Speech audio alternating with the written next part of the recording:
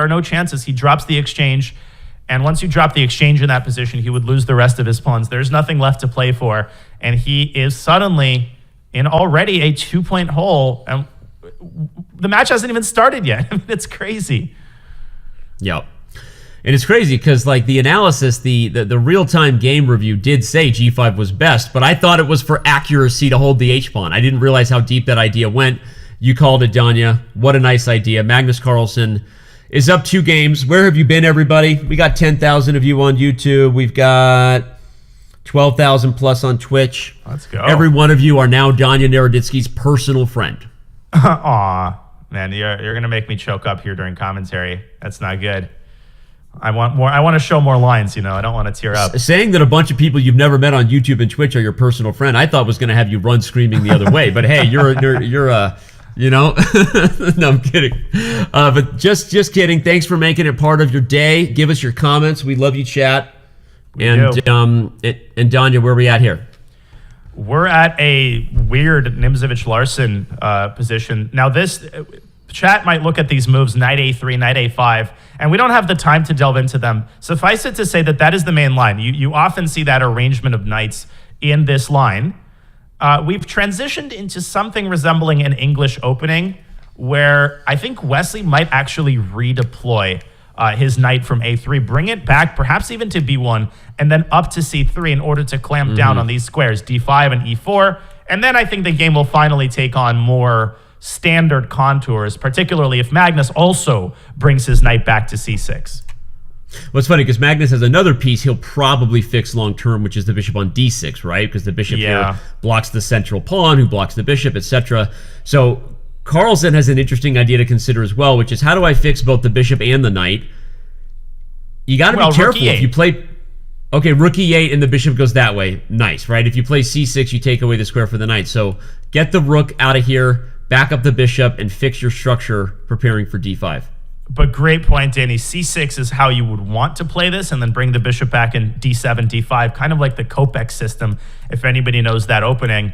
But because you've positioned your knight on a5 and knights on the rim are dim, you're kind of paying the price. I think Magnus is deciding on the move order here. He starts with rook e8. He's going to play knight c6, bishop f8, and eventually we're going to get a reverse Sicilian structure if he pushes d7, d5, which is likely. Of course, Wesley could try to beat him to the punch, but no, I think we're going to get precisely that structure momentarily. Okay. Yeah, Wesley plays d3, which is flexible. Interesting. Magnus, he kind of accomplishes a hybrid of our plans, right? He goes for the Kopek, but he doesn't trap his own knight. The problem with that, of course, everybody, is that whenever you advance 2 pawns, 2 squares right next to each other, you are always making positional weaknesses. And now Wesley has oh my God, g4, what a move. Incredible move. To highlight the weak light square. And this idea... Oh, wow, Danny. Yeah, go ahead. No, I was just quickly going to add that this idea in the English was popularized by Shakhtar Mamedyarov 10 years ago or so, where he started basically pushing g4 in these quiet positions. And guess what? g5 is not just a paper tiger. It literally traps the knight. And if black plays h6, h4, and you've merely thrown oil onto the fire on the king side. But go ahead. Dude, I got nothing more to add to that. I mean, it's like following you. You're that guy who makes a toast at a wedding, and you're like, oh my God, I got nothing I can say to follow that toast. Might as well make an awkward joke and reveal something from the past and humiliate myself and get out of here, right? So no, your line is really impressive. I love your point. G5 is a real threat. H6 just adds fuel to the fire. This is actually super awkward, and you saw the eval bar loved it when Wesley played g4. This is spicy. You have to go rook back to f8, I think, in order to open up a parking spot for the knight on e8. I mean, and wow, there's no valet parking here. That knight will just have to move back, and he plays it because he has to. He plays it. What a move by Wesley So to play g4. And of course, right now, these guys are both playing high-level chess, but Wesley's accuracy is damn near perfect still at 99.8%, and Magnus is dipping a little bit to 96%. Here comes Wesley with the attack. I want a dub. Again, I'm not rooting for anybody, but I am allowed to root for drama in terms of commentary, and I love how Wesley has played this game so far. I want the dub. I think people maybe new to the commentary should understand that we are truly unbiased. We are in it for good chess. We love And I personally have the greatest admiration for everybody in the SEC. But obviously, a close match is more interesting to watch than a blowout.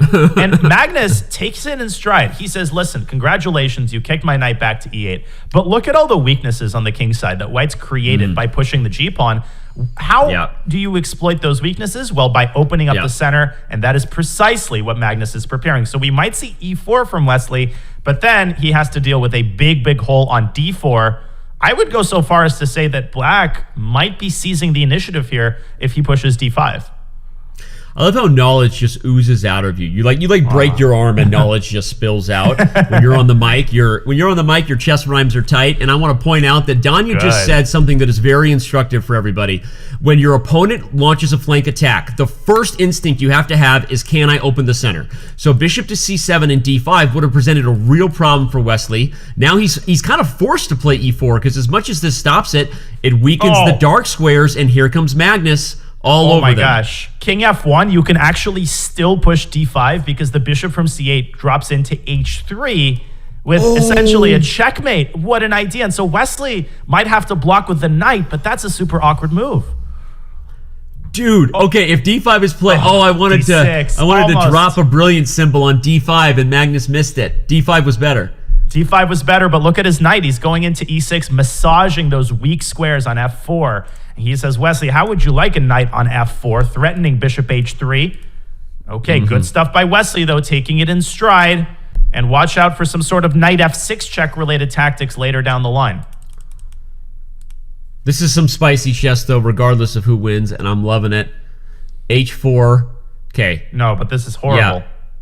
Yeah, this is getting worse for Wesley by the second. Here comes the knight. Here comes the bishop. Ugh. Uh-oh. Whenever Danya starts making sound effects instead of words, we all get a little antsy. Ugh. Yeah, it's not going in the right direction for Wesley. When was the last time you dropped a whoop?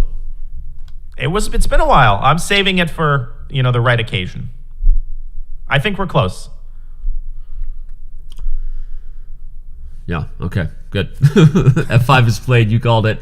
The F file will open up either by en passant or by the old-fashioned way, and Magnus is going to bring the house over here to the king side. Okay, but what now? It's very much in Magnus' style to play a move like bishop to d7 here. He likes to sit on the position, right? A lot of people, I need to go for it. Magnus, he likes to improve on the other side of the board. B5 maybe. I think he's deciding on his approach right now. Bingo. I'm proud of myself. I know, you were right, and I'm sitting here like, where did the game go wrong again? Wesley... e4, yeah, I guess he panicked there and allowed this bishop e5 check. Sorry, I'm just like, how did this game get away from him? Not that it's over by any means, but he's down under a minute again. Magnus is on the grind here. The F file is crying, if you're looking at it from White's point of view. The F file is crying. And, yeah. It's crying. Wesley's crying. His clock is crying. And Danny, this is really what people don't always understand about facing Magnus, which I've had the honor of doing in Blitz so many times. You start out with so excited. I get to play Magnus. I'm going to bring my A game. A couple of games in, you're questioning the meaning of life, and you're asking existential questions about why you started this match. How is it that you're losing every game while making reasonable moves? How is this possible? Yeah. And then you come to the conclusion that Magnus isn't human. That is the path that you always end up taking. Yeah. Why do I even play chess? Unfortunately, is how that can feel. Oh my God, he takes with the E pawn. I wasn't even thinking about the E pawn because and he just opens up the E file. Wow, it's so funny how that's the obvious move, but like a little bit counterintuitive to the first totally. Eye meets brain, right? Danny taking away from the center. Why? Because the queen on E7. Look at the way his pieces are in such perfect harmony. It's like a symphony of each piece fulfilling a very specific role. And the boa constrictor is winding its tentacles. I don't think a boa constrictor has tentacles, but you get what I'm saying. Hey, you get it. We're inventing new animals here, like the liger. Okay, my favorite animal just happens to be a liger. Bishop E8. Bishop E8. The queen will have to back up. The bishop might even just come to. Oh yeah, Wesley just throws in the towel there.